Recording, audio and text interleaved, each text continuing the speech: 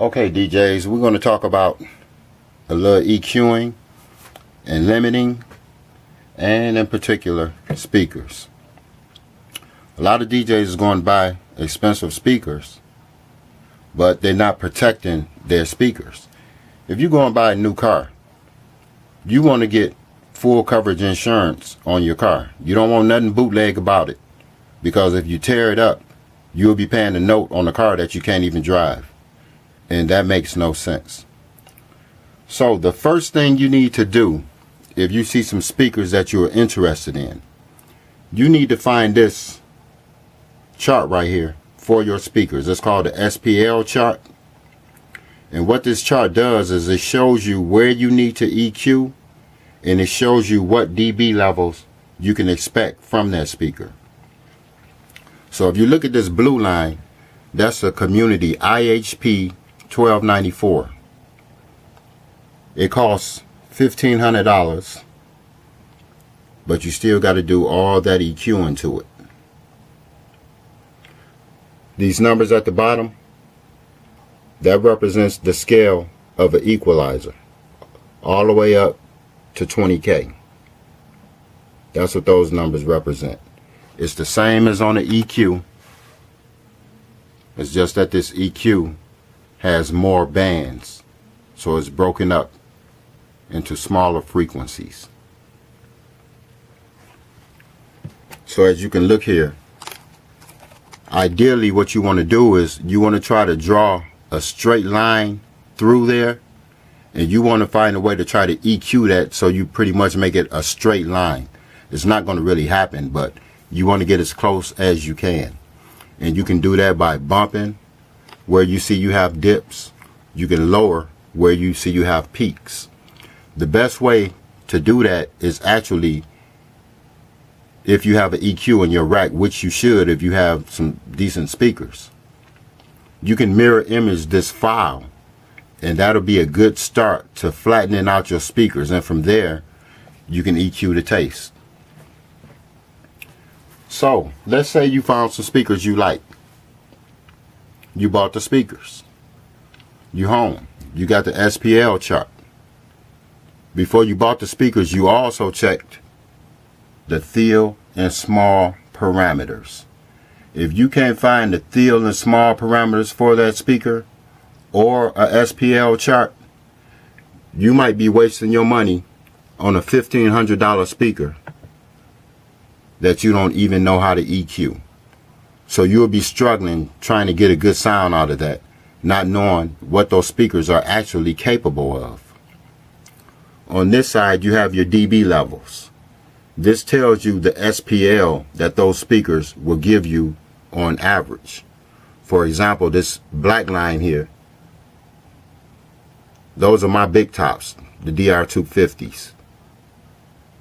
And we're going to be working on the system today that I use to power these DR250s. So as you can see, they've got a few humps that I have to EQ. But if you look here, in some areas, they like 6 dB hotter than this speaker here, which means this one is twice as loud in that mid-range area than this speaker here for $1,500. So it would take 2 of these blue speakers to keep up with one of these. So again, that's your dB levels. Tells you how much sound you'll get up out of the speakers. And this is your EQ that shows you about where you need to EQ. Now, with this TS parameters, that first one, that resonant frequency, FS, that's very important. It says 42 Hertz. That means the lowest that you can go with this speaker in the bass region would be 42 Hertz, which is down here in the bass region. So as you can see on this EQ, it goes all the way down to 20. Now we know as DJs, when we get ready to EQ, we go on the high end and we raise up, and we come down on this end and we raise up and make that smiley face.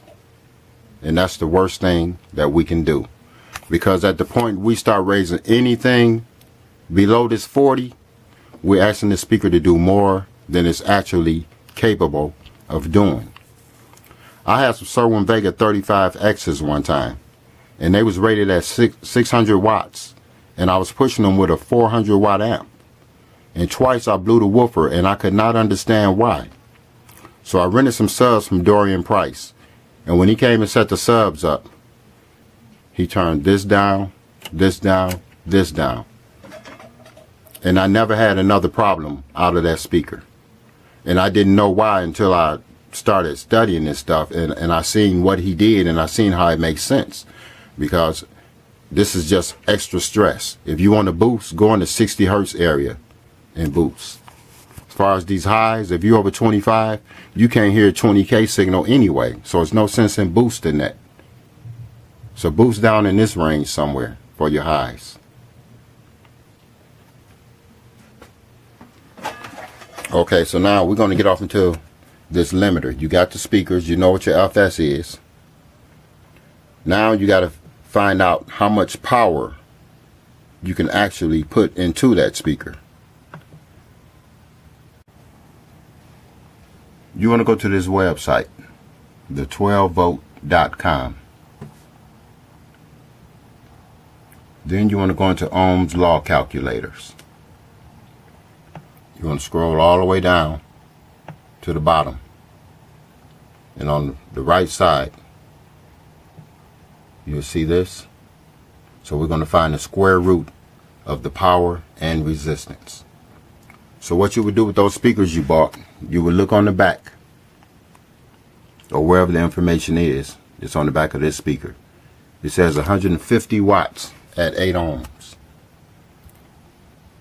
So you will put in 150 watts. You will put in 8 ohms. And that will be equal to 34 volts of power. So you will know that's how much power you can actually put into the speaker. But you have to know that FS, which was that cutoff on the end, so that you don't put too much power in there. So if it's 40, you want to cut that. Now for my subs, I have them cut at 40. If you can see this line, that's how abruptly my sound cuts off.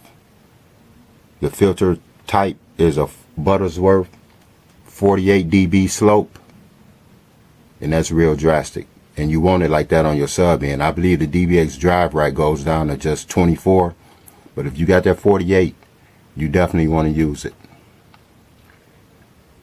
I also have the Behringer DEQ 2496 in my system.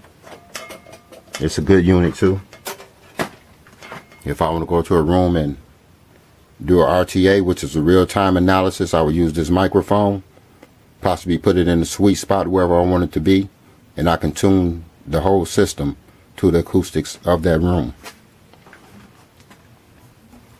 So that's my subs. They play from 40 up to 100. That varies. Sometimes I change it to 90, 95. It depends on the acoustics of the room. From there, my tops take over from 100, and they play up to 18. And that's it for that. So you got to know what that FS is of your speakers, and you got to be able to cut that off.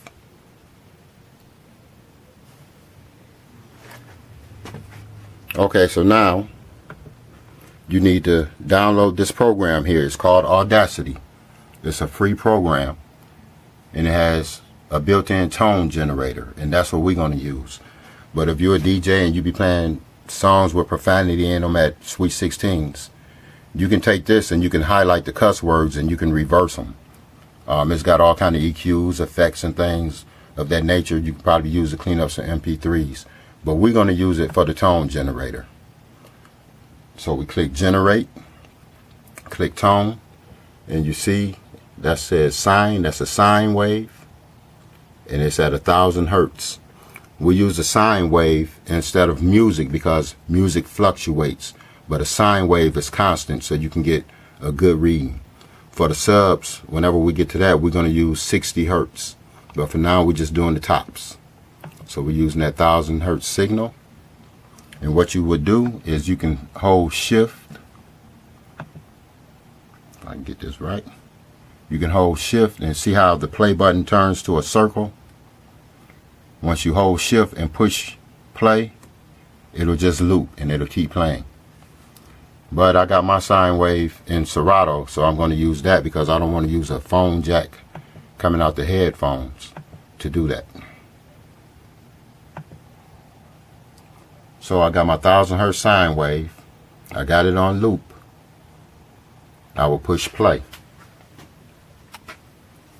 I don't know if y'all can see this. It's kind of dark over on this side. But I got the gain on the line all the way open. I got the output over there all the way open. I've got the line fader all the way over there. And I'm reading my volts. This is the volts that's actually will get through my amp. I have the limiter off. And as you can see, both amp channels are clipping. So what I want to do is I want to go to my limiter, which is there. It's on, but it's at 0 dB, so it's not being effective. What I want to do is I want to start dialing this down until those clip lights come on, and I get this down to about 41 and a half, no more than 42 volts. My speakers will actually take 44, but I don't push them all the way out. It don't make sense because what's to be gained is negligible. So I'll start dialing in, dialing down rather. And what I want to do is while I'm dialing, I want to watch this. As I'm dialing that down, I want to dial it down to 41.5. No, I went too far.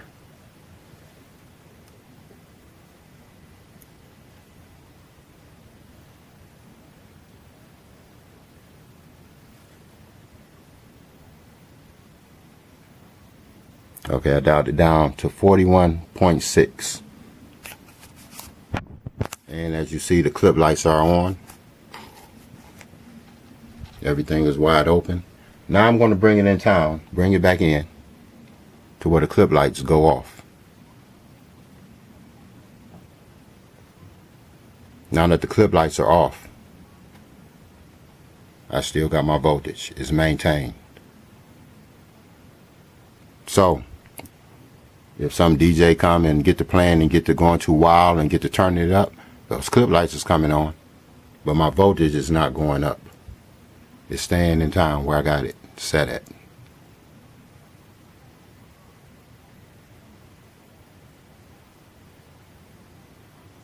Now, without the limiter, if I cut this limiter off,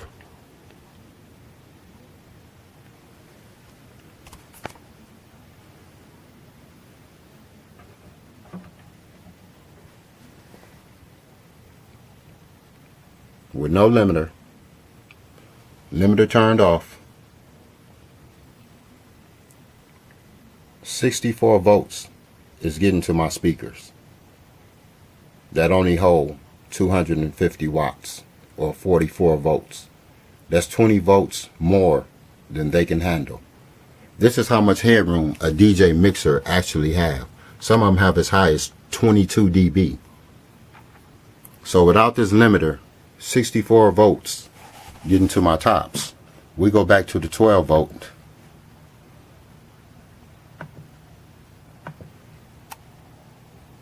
We scroll up and we find the volts and the ohms. So we got 64 volts at 8 ohms. That comes up to 512 watts.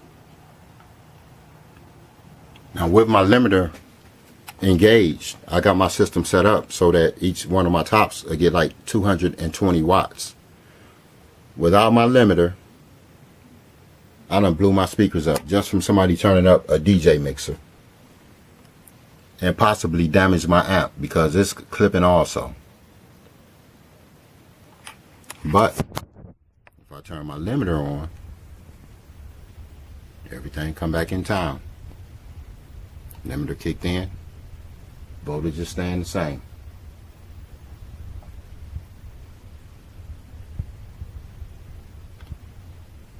So this is why I'm comfortable going to set up systems and leaving and coming back when the event is over. Because as long as I got that limiter engaged, it's going to hit that signal before it can damage my speakers.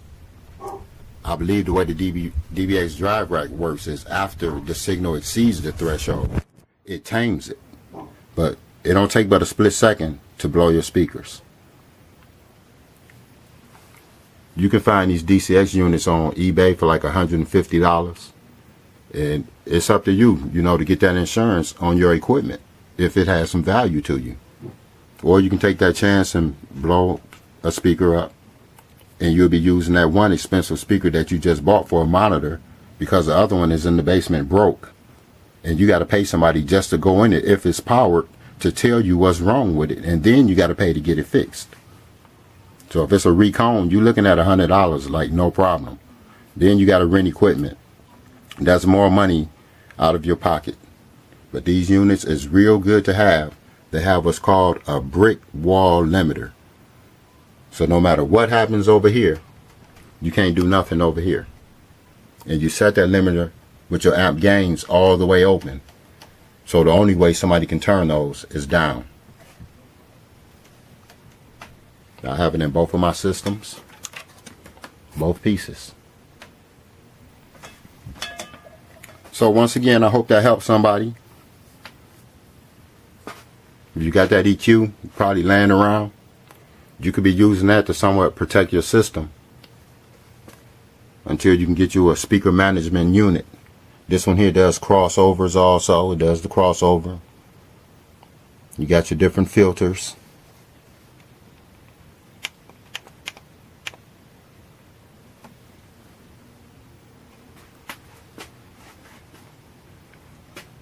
And that's about it. So hopefully that helps somebody keep from blowing their system up. And just because you got some power speakers, don't think you're safe on the speaker end because of what's on the back of the speaker and your little limiter that's built in the speakers. Because if somebody is over here on the DJ mixer being an idiot, this has never went in the red, not once so far. So just imagine if they get up in the red, that signal is really going to be hotter. So you want to protect your investment. I hope this helps somebody. Peace.